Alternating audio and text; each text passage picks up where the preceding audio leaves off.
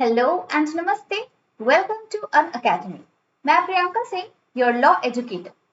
अगर आप 1 year LLM course pursue करना चाहते हो और टॉप एनएलयूज में पढ़ना चाहते हो तो CLAT PG 2024 is the only gateway. ये एग्जाम कंसोर्टियम के थ्रू कंडक्ट होता है।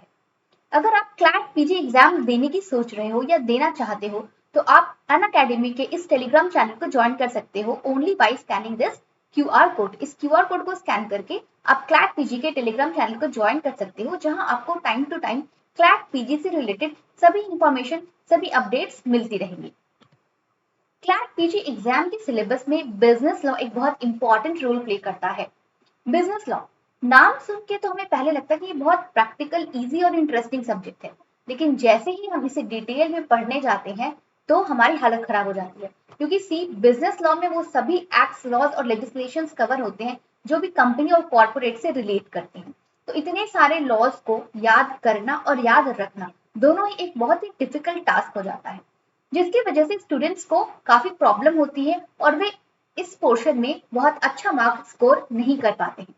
आज के इस सेशन में हम उन्हीं टिप्स, ट्रिक्स और टेक्निक्स को समझेंगे जिसके थ्रू आप बिजनेस लॉ को पढ़ भी सकते हो, समझ भी सकते हो और मेमोराइज भी कर सकते हो। यानी कि सिर्फ याद करना नहीं है, आप याद रख भी सकते हो। तो क्या ऐसी टेक्निक्स है, किस मेथड से हमें बिजनेस लॉ को स्टडी करना है ताकि ये चीजें हमें याद रहे और एग्जाम में हम अपने नॉलेज को प्रॉपरली अप्लाई करके इस पोर्शन में बिल्कुल गुड मार्क्स, 100% मार्क्स जो है वो सिक्योर कर पाए। तो सबसे पहली चीज ये आती है कि हम अपने सिलेबस को जानें। बिजनेस लॉ में एग्जैक्टली हमें कौन कौन से लॉज, एक्ट और लेजिस्लेशन को पढ़ना है एज पर आवर सिलेबस। तो सबसे पहला आता है बिजनेस लॉ में जो इंपॉर्टेंट पार्ट है, that is law of contract. ये सभी लॉज का फादर ऑफ लॉ भी आप ऐसा कह सकते हो, because this is the oldest law. ये 1872 का इंग्लिश जो लॉज है उनके बेस पर बना है। तो this first law, law of contract, is a very important law for business law. Second, we have to study the Company Law, Partnership Act, Sale of Goods Act, Negotiable Instrument Act, Consumer Protection Act, Specific Relief Act, Motor Vehicles Act and Transfer of Property Act. तो ये सभी laws और acts जो हैं वो कहीं ना कहीं से बिजनेस और कॉर्पोरेट ट्रांजैक्शंस इन सब से रिलेट करते हैं। तो बिजनेस लॉ उन सभी लॉज को कवर करता है जो भी बिजनेस ट्रांजैक्शन और कॉमर्स से रिलेटेड होते हैं। तो बिजनेस लॉ में एग्जैक्टली हमें इन एक्ट्स को कवर करना है। Okay, we have understood the syllabus of our business law. अब हम आते हैं टेक्निक्स पर जिसके थ्रू हम किस तरह से अपनी इन बिजनेस लॉ को मेमोराइज कर सकते हैं। तो मेमोराइज करने का सबसे पहला जो टिप है, जो टेक्निक है, वो ये है कि आपका जो कंसेप्ट है वो क्लियर होना चाहिए। यानी कि ये थियोरेटिकल सब्जेक्ट तो है नहीं कि आपने रट्टा मार वाली जो प्रिंसिपल है वो आप इसमें अप्लाई नहीं कर सकते। हमें कंसेप्ट को समझना है क्योंकि ये एक ऐसी चीज है ना जो आप डे टू डे लाइफ में एक्सपीरियंस करते हो। Contract, offer, acceptance, bargaining, agreements है, देन कंपनी से रिलेटेड, कंपनी किस तरह से फॉर्म हो रही है, किस तरह से डिसॉल्व हो रही है, डायरेक्टर्स की लायबिलिटीज क्या है, शेयर होल्डर्स क्या है, डिवेंचर्स क्या है। तो ये सब चीजें ना प्रैक्टिकल लाइफ में हम बहुत ज्यादा एक्सपीरियंस करते हैं। तो ये प्रैक्टिकल चीजें, ये थ्योरेटिकल चीजें नहीं है कि आप रट्टा मार लोगे तो आपका काम चल जाएगा। तो बिजनेस लॉ को याद रखने का सबसे पहला और इम्पोर्टेंट टिप ये है कि आप लॉज को समझो, उनकी कॉन्सेप्ट को समझो। ये बहुत ही ये इजी कर देता है आपके पूरे रोडवे को। जैसे आप चीजों को समझ जाते हो कि लॉज एग्जैक्टली कहना क्या चाहते हैं। जैसे लॉज में सिंपल ये कहा गया है कि अगर ये ऑफर है, ठीक है, और ये हो गया एक्सेप्टेंस। तो अगर आपने ऑफर को एक्सेप्ट कर लिया तो क्या क्या चीजें हो सकती है, ठीक है। और अगर आपने कॉन्ट्रैक्ट बना लिया और आप उसको जो है फुलफिल नहीं कर रहे हो कॉन्ट्रैक्ट को, तो फिर उसके क्या क्या कॉन्सिक्वेंसेस हो सकते हैं। तो ये सब चीजें तो प्रैक्टिकल चीजें है ना, ये हमें वैसे ही पता होनी चाहिए, मतलब समझ में आ जानी चाहिए। इसमें रट्टा मारने वाली कोई बात ही नहीं है। प्रैक्टिकल नॉलेज आप अप्लाई करके इनकी जो मीनिंग है, इनका जो कंसेप्ट है, उसे इजिली समझ सकते हो। जब भी आप पढ़ाई करते हो, try to underline the keywords, ठीक है। ये जो किसी भी पढ़ाई में, स्टडी में कीवर्ड जो है वो बहुत इंपॉर्टेंट रोल प्ले करता है कि आप अपनी समझ के अकॉर्डिंग, आप अपनी लैंग्वेज में, ओन वर्ड्स में जैसे आपको समझ में आता है, उन वर्ड्स को, कीवर्ड्स को अंडरलाइन करो या फिर उनको मार्कर के थ्रू हाईलाइट करिए। What ever method you can use for highlighting the keywords. किसी भी एक कॉन्सेप्ट को आप उठा लो, जब आप उसे पढ़ना शुरू करते हो तो उसमें जो कीवर्ड्स हैं उन्हें अंडरलाइन करिए और मार्कर से उन्हें मार्क कर दीजिए। तो इससे क्या होता है कि आप कीवर्ड्स पे आप फोकस कर लेते हो और कॉन्सेप्ट भी क्लियर हो जाता है और कीवर्ड के थ्रू आपको चीजें मेमोराइज करने में हेल्प मिलती है। Second and the most important tip is to make your own notes. आपको रिसोर्सेज वेबसाइट पर, यूट्यूब चैनल पर और कहीं से भी आपको बहुत सारे रिसोर्सेज मिल सकते हैं, लेकिन इंपॉर्टेंट ये है कि आप अपने खुद के नोट्स प्रिपेयर करें। आप उतने मोटे मोटे हर एक्ट का, हर लेजिस्लेशन के इतने मोटे मोटे जो भी नोट्स होते हैं आप पूरा एक साथ में रिवाइज या पढ़ नहीं सकते हो। तो it is very much important कि आप अपने नोट्स खुद बनाए, खुद से लिखा हुआ अपने तरीके से लिखो यार। मतलब आपको जैसे भी समझ में आता है आप अपनी सुविधा, अपनी नीड के अकॉर्डिंग, अपने कंफर्ट के अकॉर्डिंग अपने नोट्स को बनाओ किसी भी तरीके से। जैसे भी आपको हिंदी में समझ में आ जाती कुछ चीजें तो कुछ चीजों को आप हिंदी में लिख लो, कुछ इंग्लिश में समझ में आती तो आप इंग्लिश में लिख लो, मिक्सअप कर लो। ऐसा कुछ हार्ड एंड फास्ट रूल है नहीं कि आपको जैसे एग्जाम में है कि इंग्लिश में ही लिखना है, तो वो नहीं, आपको समझने के लिए नोट्स बनाना है। तो अगर आपको कुछ चीजें हिंदी में समझ में आ रही है बेटर, तो आप उन टॉपिक्स को हिंदी में लिखो, कुछ वर्ड्स को हिंदी में लिख लो। ठीक है, तो इस तरह से आप एक शॉर्ट नोट प्रिपेयर करो अपने लिए हर एक सब्जेक्ट का। कॉन्ट्रैक्ट लॉ है तो कॉन्ट्रैक्ट लॉ के लिए एक शॉर्ट नोट बनाओ। शॉर्ट नोट्स की बात हो रही है यहाँ पे, mind one thing, short notes. आपको मोटे मोटे रजिस्टर नहीं बनाने हैं, सिर्फ शॉर्ट नोट्स बनाना है। तो शॉर्ट नोट्स कैसे बनता है, अब ये भी एक बहुत इंपॉर्टेंट टिप है चीजों को मेमोराइज करने के लिए कि शॉर्ट नोट्स बनाना तो चलो ठीक है, लेकिन भाई अब इसे बनाएं कैसे, किस तरह से हम इन शॉर्ट नोट्स को अपने लिए बेनिफिशियल तरीके से बना सकते हैं। एज इट इज हमें कॉपी पेस्ट तो करना नहीं है, क्योंकि जो चीजें हमारे पास नोट्स में अवेलेबल है सेम चीज अगर हम अपने नोट्स में कॉपी पेस्ट कर दे तो फिर क्या फायदा। तो नोट्स बनाने का भी एक टेक्निक होता है, एक आइडिया होता है। आप ऐसे समझो, हर टॉपिक के लिए आप एक पेज दोगे, एक पेज से ज्यादा आपको उस टॉपिक में नहीं देना है। जैसे प्रपोजल अगर आप समझना चाह रहे हो, पढ़ना चाह रहे हो, कॉन्ट्रैक्ट पढ़ना चाह रहे हो, तो जस्ट वन पेज। ठीक है, कॉन्ट्रैक्ट के एक पेज में आपने लिख लिया डेफिनेशन उस पेज में। ठीक है, फिर इसके लिए क्या क्या, विच अग्रीमेंट्स आर कॉन्ट्रैक्ट हो गया, इसके लिए क्या क्या चीजें जरूरी होती, इंपॉर्टेंस ऑफ कॉन्ट्रैक्ट, ठीक है, कैपेसिटी ऑफ कॉन्ट्रैक्ट क्या क्या है। तो इस तरह से सिर्फ कीवर्ड्स को लिखना है, पूरी लंबी लाइन, पूरी स्टोरी नहीं लिखनी है। आप शॉर्ट नोट्स बना रहे हो तो just write down the keywords और try to write in the point wise.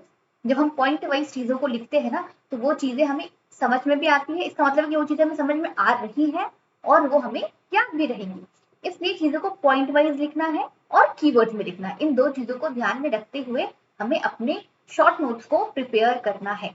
Try करेंगे कि किसी भी एक सब्जेक्ट पर हमारे 40 से 50 पेजेस, इससे ज्यादा के नोट्स जो है वो नहीं होने चाहिए पर सब्जेक्ट की बात होगी।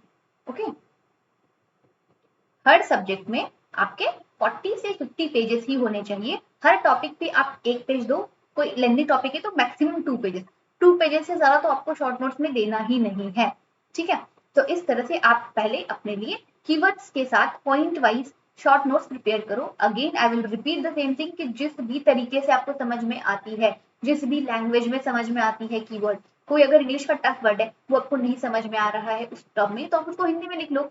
ठीक है, दैट डजंट मैटर। हमें फोकस किस पे करना है कि हमें समझ आनी चाहिए चीजें, कौन से लैंग्वेज में समझ में आ रही है। अगर आपको नंबर्स के फिगर्स के थ्रू समझ आ रहा है तो वो नोट डाउन कर लो। तो जैसे भी आपको कंफर्टेबल हो आप अपने तरीके से अपने लिए शॉर्ट नोट्स प्रिपेयर कर लो।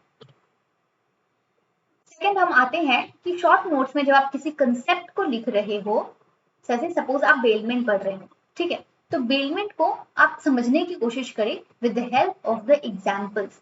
ठीक है, जैसे हम किसी एग्जाम्पल के थ्रू किसी चीज को पढ़ते हैं, समझते हैं ना, तो वो एक स्टोरी फॉर्म में, विजुअलाइजेशन फॉर्म में हमारे माइंड में ना वो पिक्चराइजेशन फॉर्म में आ जाती है। तो जैसे वो पिक्चर के फॉर्म में आ जाती है तो हमारे माइंड को उन चीजों को याद करने में और याद रखने में ना बहुत हेल्प मिलती है।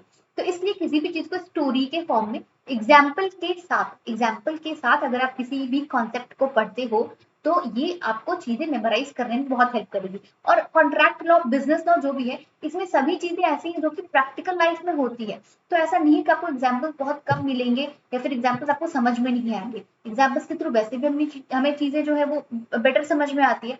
जब आप बेलमेंट का कॉन्सेप्ट पढ़ रहे हो तो आप ये पूरा एग्जाम्पल जो है वो सेट कर लो जिसमें कि बिल्डर की ड्यूटी भी इन्वॉल्व हो। जैसे सपोज ए ने बी को दिया, बी इज अ टेलर, ठीक है। ए ने अपना एक सूट पीस दिया बी को स्टिचिंग के लिए। अब हो गया, ए हो गया हमारा बेलर, बी हो गया हमारा बेली, ओके ना। अब क्या हुआ, इसको एक स्टोरी में फॉर्म कर देते हैं कि उस कपड़े में सपोज कहीं पर कुछ मार्क था लगा हुआ, वो जो डिफेक्टिव था बेसिकली। ए ने बी को ये चीज नहीं बताई, तो फिर उसके क्या क्या कॉन्सिक्वेंसेस हो सकते हैं।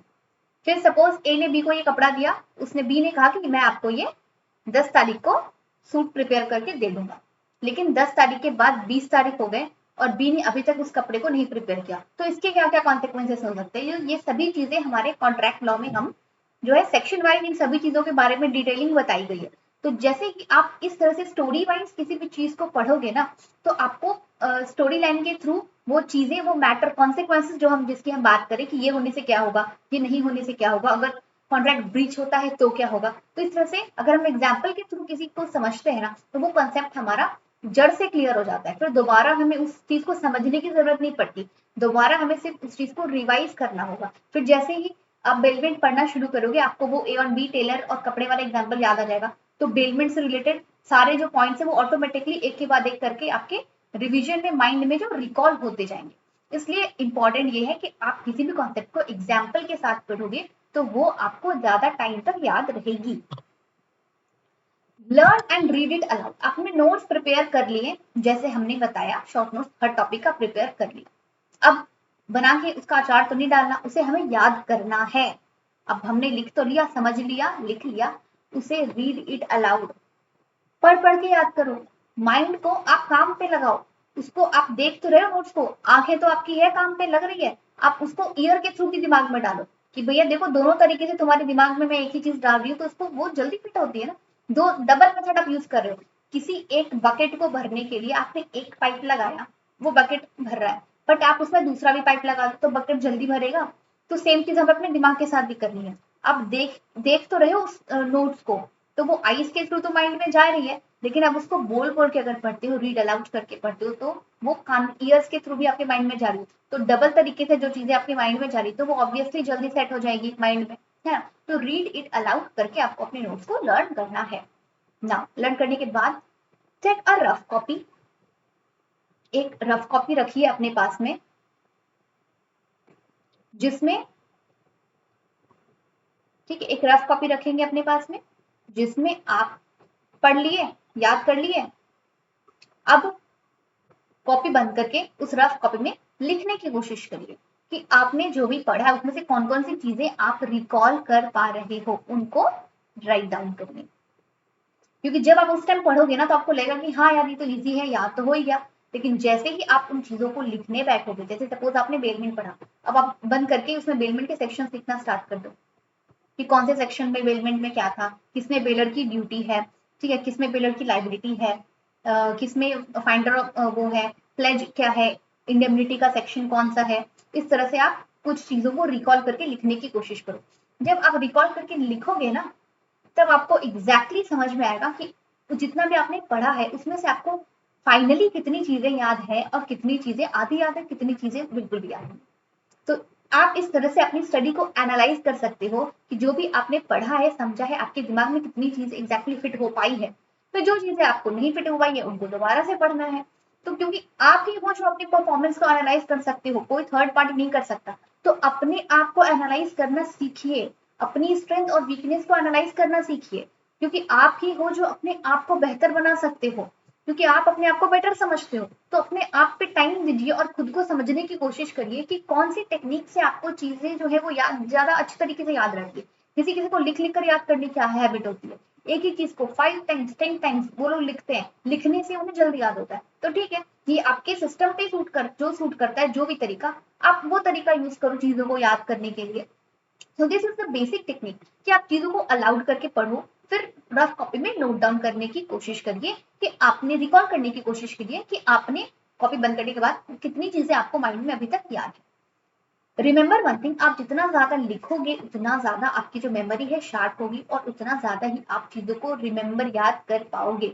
ये तो साइंस भी कहता है और आपको पता ही है कि जो हमारा माइंड है वो पिक्चर वाली फॉर्म को ना ज्यादा अच्छे से सेट कर पाता है। दृश्यम, जैसे कि दृश्यम में हमने क्या देखा, यही देखा ना कि जैसे पिक्चर के फॉर्म में 2 अक्टूबर, तो जब हम पिक्चर के फॉर्म में दिखाते हैं तो हमारे माइंड को जल्दी याद होती है।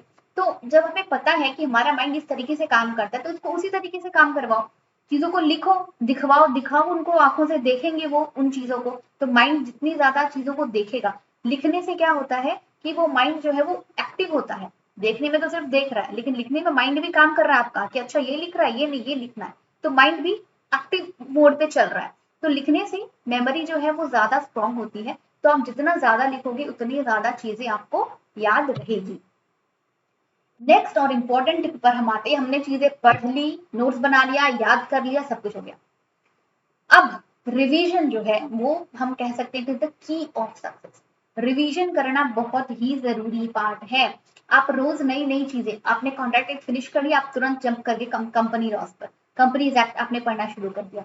कंपनी ऑफ में जैसे जैसे आप उसमें एंटर करते जाते हो, companies, directors, shares, debentures, winding up of companies, इन सब चीजों पे आप चले जाते हो। उसमें क्या होता है, आप बेलमेंट भूल जाते हो, आप परफॉर्मेंस ऑफ कॉन्ट्रैक्ट भूल जाते हो, आप ऑफर एक्सेप्टेंस भूल जाते हो, उसके सेक्शंस भूल गए। आपको कंपनी लॉस के सेक्शन तो याद है, लेकिन कॉन्ट्रैक्ट लॉ के सेक्शन आप भूल गए। तो क्या ये चलेगा? आपकी तो सारी मेहनत वेस्ट हो गई। आपने कितनी मेहनत से नोट्स बनाए, उनको चिल्ला चिल्ला करके याद किया, रफ कॉपी में नोट डाउन किया, ये सब मेहनत वेस्ट हो जाएगी। ऐसा नहीं करना है। एक रीजनेबल टाइम अपने नीड के अकॉर्डिंग चूज कर लेना है जिसमें आप पुरानी चीजों को रिवाइज करोगे। वैसे एक स्टैंडर्ड तरीका ये है कि आप मंथ में 2 बार रिवाइज करो। आपने कॉन्ट्रैक्ट एक्ट का कंप्लीट एक नोट्स बना लिया, अब आप जंप कर रहे हो कंपनीज लॉ के, तो आप मंथ में पहले हर 15 दिन में एक बार कॉन्ट्रैक्ट लॉ को खोल के पढ़ लो, जो भी आपने नोट्स में नोट डाउन किया। सबसे पहले पहले में आप इसको वीक में एक बार करो, ठीक है, वंस इन अ वीक,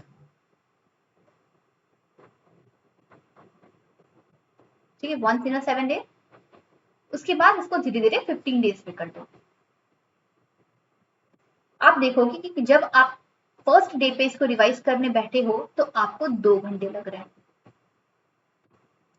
लेकिन जब आप नेक्स्ट टाइम इसे रिवाइज करने बैठोगे तो देखोगे कि 1 घंटे में ही आपका रिवीजन कंप्लीट हो गया, क्योंकि माइंड में तो वो सारी पिक्चर्स जो है वो छप जाती है।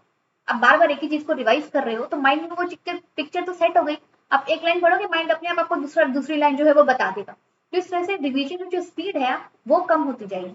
लेकिन क्या है, जैसे रिवीजन की स्पीड कम हो रही है, आपके पास टॉपिक्स भी तो बढ़ रहे हैं, तो अल्टीमेटली टाइम तो आपको रिवीजन में उतना ही लगेगा, लेकिन बेनिफिट क्या होगा कि उसी टाइम पे आप ज्यादा से ज्यादा चीजों को रिवाइज कर लोगे। ठीक है, तो रिवीजन इस तरह से हमें करना है टाइम टू टाइम, कि रिवीजन पे टाइम उतना ही देना है, लेकिन क्या हो रहा है, हमारी स्पीड बढ़ती जा रही है। तो जितना ज्यादा हम रिवाइज करेंगे, माइंड में उतनी ज्यादा अच्छी तरीके से चीजें जो है वो सेट हो जाएगी। अपनी रीडिंग हैबिट को इंप्रूव करना है। हमें पता है क्लैट पीजी का जो एग्जाम है वो पैसेज बेस्ड होता है, ठीक है, तो क्वेश्चंस को कितने कम टाइम में, कितने स्पीडी वे में हम रीड कर सकते हैं, ये एक बहुत ही मेजर पॉइंट होता है। क्योंकि स्टूडेंट्स पैसेज को रीड करने में बहुत ज्यादा टाइम लगा देते हैं, उनको समझने में टाइम लगा देते हैं, तो आंसर जो है वो टाइम पर कंप्लीट, अपने पेपर को टाइम पर कंप्लीट नहीं कर पाते। तो अपनी रीडिंग हैबिट को इंप्रूव करना है। रीडिंग जितना ज्यादा आप टाइमर लगा करके चीजों को रीड करना स्टार्ट करो। आप लीगल आर्टिकल्स पढ़ सकते हो, क्योंकि हमें लीगली अपडेटेड भी रहना है। लीगल अमेंडमेंट्स जितने भी हो रहे हैं, सी हमारा जो बिजनेस लॉ है ये एक बहुत ही प्रैक्टिकल लॉ है। इसमें हमेशा जो है time to time major amendments होते ही रहते हैं, क्योंकि डेवलप हो रही है ना कंट्री, तो न्यू न्यू लॉज आ रहे हैं, न्यू न्यू चीजें डेवलप हो रही है, बिजनेस करने का तरीका चेंज हो रहा है, इस वजह से न्यू अमेंडमेंट्स जो है, न्यू बिल्स जो है वो आते जा रहे हैं। तो हमें लीगली अपडेटेड रहना। तो जैसे अगर लीगल किसी लीगल आर्टिकल को भी आप पढ़ रहे हो या फिर किसी लीगल जर्नल को रीड आउट कर रहे हो, तो उसमें टाइमर सेट कर दो कि कितने टाइम में आपने उस लीगल आर्टिकल को, लीगल जर्नल को पढ़ा है और समझा है। इस तरह से क्या होता है कि आपकी रीडिंग और अंडरस्टैंडिंग की जो स्पीड है ना वो इंप्रूव होती है। तो इसे हमें इंप्रूव करना है अपनी हैबिट बढ़ा करके, रीडिंग हैबिट बढ़ा करके। अब हम आते हैं इंपॉर्टेंट पार्ट की, सेक्शंस भाई हमें याद नहीं होते, अब उसका क्या करें, क्योंकि हमें इतनी सारी चीजें पढ़ी। कॉन्ट्रैक्ट एक्ट में सेक्शंस है, कंपनीज एक्ट में सेक्शंस है, नेगोशिएबल एक्ट में सेक्शंस है, तो कितने सारे सेक्शंस होते हैं, इन्हें हम कैसे याद करें। तो इसके लिए भी छोटी सी ट्रिक है, टेक्निक है, जिसे आप यूज कर सकते हो, जो आपको बहुत बेनिफिट देगी। ट्राई करें कि सेक्शन को सीरीज वाइज याद करें, फिर सीक्वेंस के बाद सीक्वेंस वाइज इन्हें याद करना है। पहले ये हुआ था, ये हुआ था, फिर ये हुआ था। जैसे कॉन्ट्रैक्ट लॉ की बात करें तो सबसे पहले ऑफर आया है, ऑफर के बाद जब उसे एक्सेप्ट कर लेते हैं तो वो बन जाता है प्रॉमिस। ठीक है, प्रॉमिस में फिर दो लोग होते हैं, प्रॉमिसर एंड प्रॉमिसी। उसके बाद बन जाता है हमारा अग्रीमेंट, फिर आ जाता है हमारा कॉन्ट्रैक्ट। तो इस तरह से जो सीक्वेंस है, अगर आप सीक्वेंस वाइज याद करोगे तो ये हो गया ए, ये बी, ये सी, डी। तो इस तरह से सीक्वेंस वाइज अगर आप याद करते हो, सीरीज वाइज याद करते हो, तो सेक्शन जो है वो हमें याद रखने में थोड़ी सी हेल्प मिलती है। या फिर आप ऐसे भी कर सकते हो, एक ब्रॉड कैटेगरी के थ्रू भी सेक्शंस को याद कर सकते हो। जैसे बेलमेंट जो है वो हमारे कॉन्ट्रैक्ट एक्ट में सेक्शन 148 से 171 के बीच में डिफाइन किया गया, एक्सप्लेन किया गया।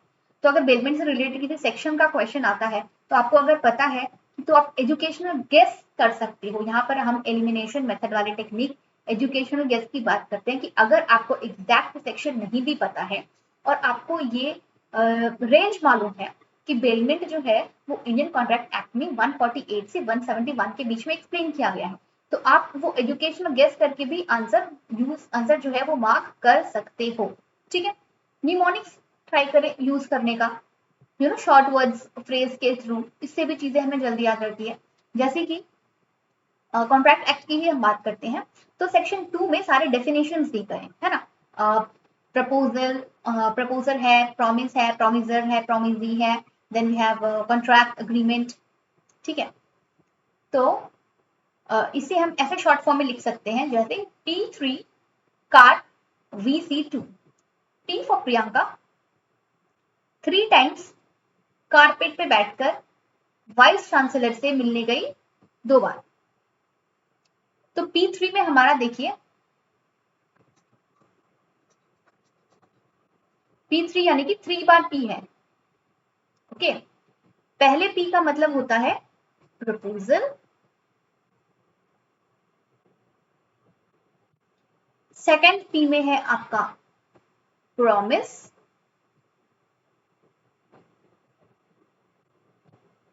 थर्ड P में दी गई डेफिनेशन प्रॉमिसर,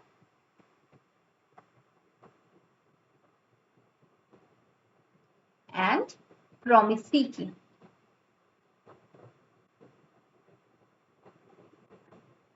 ये हो गया हमारा P3, प्रियंका 3 टाइम्स कहा कारपेट पर बैठे, carpet C for contract,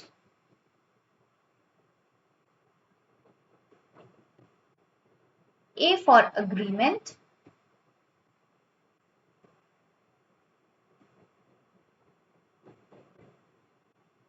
RP को हम साथ में लेंगे, इट इज रेसिप्रोकल प्रॉमिस।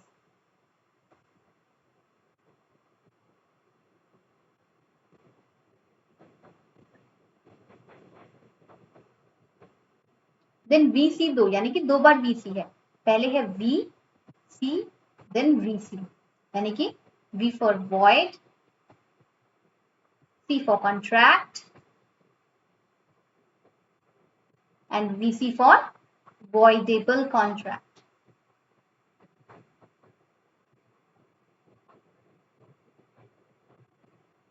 बन गया। अब इसमें आप नंबर सीरीज वाइज डाल दो। सेक्शन 2 के डेफिनेशन की बात करें तो A में है प्रपोजल, B में डिफाइन किया गया है प्रॉमिस, C में है प्रॉमिसर एंड प्रॉमिसी, D में डिफाइन किया गया कॉन्ट्रैक्ट, E में है अग्रीमेंट, F में है रेसिप्रोकल प्रॉमिस, G में है वॉइड और H में है कॉन्ट्रैक्ट एंड I में दिया गया है वॉइडेबल कॉन्ट्रैक्ट। तो दिस इज द सीक्वेंस। इस तरह से आप न्यूमोनिक्स के थ्रू जो डेफिनेशन है, जो सेक्शंस है, उन्हें याद रख सकते हैं। Next an important tip is to know the question pattern. आपको क्वेश्चन का पैटर्न पता होना चाहिए, किस तरह से जो है वो क्वेश्चन पूछे जा रहे हैं, पेपर का पैटर्न पता होना चाहिए। आप एग्जाम में जाने से पहले अपने एग्जाम में अटेम्प्ट करने की स्ट्रेटेजी बना लो कि किस तरह से आप पेपर्स को अटेम्प्ट करोगे। ठीक है, प्रीवियस ईयर क्वेश्चन पेपर को ज्यादा से ज्यादा सॉल्व करना है और ज्यादा से ज्यादा प्रैक्टिस करनी है। तो this is the basic tips जिसके थ्रू आप बिजनेस लॉ की स्टडी जो है वो कर सकते हैं। केस लॉज की अगर हम बात करें तो हमें पढ़ना है recent judgments, landmark judgments and previous year के जो भी जजमेंट्स हैं वो ट्राई करना है कि हर एक एक्ट से 20 से 30 केस लॉस, इससे ज्यादा नहीं। मेजर जो भी केस लॉस हैं उनकी अलग से आप रजिस्टर प्रिपेयर कर लो फॉर द केस लॉस, जिनमें आप केस लॉस को रीड कर सकते हो। फिर सेकंड आप उसमें भी आप केस लॉस की अलग रजिस्टर बना लो, शॉर्ट नोट्स टाइप। इसमें आप केस का नाम लिखेंगे, इश्यूज फैक्ट्स लिखेंगे, ये कौन से लेजिस्लेशन से कनेक्ट करता है, ये कौन कौन से आर्टिकल से कनेक्ट करता है, इसमें कौन कौन से जजमेंट्स को रेफर किया गया है। इस तरह से आप एक सिनॉप्सिस बना सकते हो। शॉर्ट नोट्स बना रहे हो, सिनॉप्सिस बनाना है, सिर्फ मेजर कीवर्ड्स इंपॉर्टेंट पॉइंट्स को लिखना है, नोट डाउन करना है, एक सेपरेट केस लॉ की रजिस्टर बना लेनी है। Very easy, very simple. Case law के अगर आप फैक्ट्स को समझोगे स्टोरी की तरह में तो भी आपको केस लॉ याद रखने में हेल्प मिलेगी। तो स्टोरी अगर समझ में आएगी तो आप सेक्शन भी उससे ऑटोमेटिकली रिलेट कर पाओगे। तो इस तरह से आप केस लॉ की एक अलग से रजिस्टर जो है वो प्रिपेयर कर सकते हैं। Now if you are feeling prepared it means you are preparing. अगर इतना पढ़ने के बाद आपको लगता है कि I am good to go, I am prepared, ऐसा नहीं है। It means still you are preparing. अभी आप 100% पे नहीं पहुंचे हो। जब भी आपको लगता है कि this is your 100%, it means ये अभी आपका 80% की प्रिपरेशन है। आपको अभी 20% प्रिपरेशन और करनी है। So don't be overconfident. Stressed नहीं रहना है। Try to stay cool and calm. अपनी मॉर्निंग रूटीन सेट करें। Try to add meditation in that. Healthy food खाइए, proper sleep लीजिए, stay fit, fine and healthy, and then only you are finally prepared for your exam. तो ये हो गया हमारा basic mantras कि किस तरह से आप अपने आप को काम करके, कूल करके और बिना स्ट्रेस के, बिना टेंशन के बिजनेस लॉ में ज्यादा से ज्यादा मार्क्स स्कोर कर सकते हो। एक क्विक रिवीजन करते हैं। आज के इस सेशन में हमने क्या समझा? हमने समझा कि सबसे पहले हम अपने सिलेबस को अंडरस्टैंड करेंगे, अपनी क्राइटेरिया डिवाइड करेंगे कि हमें क्या पढ़ना है। उसके बाद हम लॉस को इंटरप्रेट करेंगे, समझेंगे, शॉर्ट नोट्स बनाएंगे, उसे याद करेंगे, लिखने की कोशिश करेंगे, टाइम टू टाइम रिवाइज करेंगे, मॉक टेस्ट करेंगे, प्रैक्टिस करेंगे and we will need to follow your mentor. अपने मेंटोर को फॉलो करें। अब मेंटोर आपको कहाँ मिलेंगे? ये मेंटोर आपको मिलेंगे अनअकैडमी ऐप पर। आप अचीवर्स बैच को ज्वाइन कर सकते हो, ये कि 15 जून से स्टार्ट हो चुका है, जिसमें आपको टॉप एजुकेटर्स मिलते हैं जो आपको क्लैट पीजी और दूसरे एलएलएम एंट्रेंस एग्जाम की तैयारी करवाएंगे। मैं प्रियंका सिंह आपको बिजनेस लॉ पढ़ाऊंगी। मेरी क्लास वीक में 3 डेज होती है, ट्यूसडे, थर्सडे एंड सैटरडे। इसके अलावा आपको बहुत सारे स्पेशल क्लासेस, फ्री क्लासेस भी अनअकैडमी के ऐप पर इस बैच से रिलेटेड, इस कोर्स से रिलेटेड आपको मिल जाएंगे। अभी अनअकैडमी पे टिल 17 जून एक ग्रेट ऑफर इज रनिंग, जिस ऑफर को आप ग्रैब कर सकते हो। अभी 25% ऑफ का जो ऑफर है, 25% ऑफ ये ऑफर चल रहा है, जिसमें आप एक बहुत ही नॉमिनल प्राइस पर इन कोर्स को अवेल कर सकते हो। There are 3 types of offer, 6 months के लिए है, 12 मंथ्स के लिए है और 18 मंथ्स के लिए। अगर आप ये कोड PSING10 यूज करते हो तो आपको 25% का ऑफ मिलेगा और इस कोर्स को आप बहुत रीजनेबल प्राइस पर ज्वाइन कर पाओगे। क्लैट पीजी के प्लस कोर्स में आपको बहुत सारे बेनिफिट्स मिलते हैं। आपको बेस्ट एजुकेटर्स मिलते हैं, डेली लाइव क्लास कंडक्ट होता है, लाइव टेस्ट होते हैं, स्ट्रक्चर्ड कोर्सेज है और आपको हर क्लास का पीडीएफ भी अवेलेबल होता है। आप अपनी नीड के अकॉर्डिंग ईएमआई पर भी, मंथली ईएमआई बेसिस पर भी आप इन कोर्सेज को ज्वाइन कर सकते हो। और आप क्लैट पीजी से रिलेटेड किसी भी इंफॉर्मेशन के लिए आप इस टेलीग्राम चैनल से ज्वाइन कर सकते हो by scanning this QR code, जिसमें आपको क्लैट पीजी से रिलेटेड सभी इंफॉर्मेशन, सभी अपडेट्स मिलती रहेंगी। तो आई होप ये सेशन आप लोगों को अच्छा लगा होगा। सेशन को लाइक करें, शेयर करें। All the best. Thank you.